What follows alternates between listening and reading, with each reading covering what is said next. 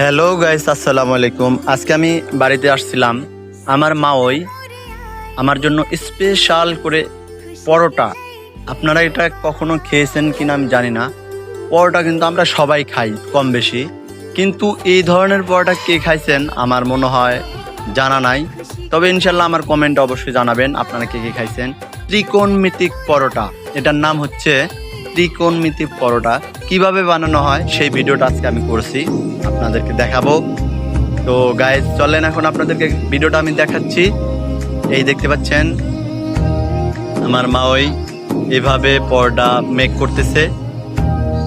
খুব সুন্দর, মানে পরোটার আকার আকৃতি দেখতেই মনে হচ্ছে এখনই আমি খেয়ে ফেলি পরোটা। সবাই একটু দেখবেন। এই দেখতে পাচ্ছেন অলরেডি আমার পরোটা বানানো হয়ে গেছে। এই তো এখন শেষ পর্যায়ে, এখন আমরা মানে চুলায় বসাইছি। এই দেখেন পরোটা অলরেডি চুলায় বসানোর পর অলরেডি দেখেন হয়ে গেছে। এখন আমরা এই দেখেন, ওয়াও।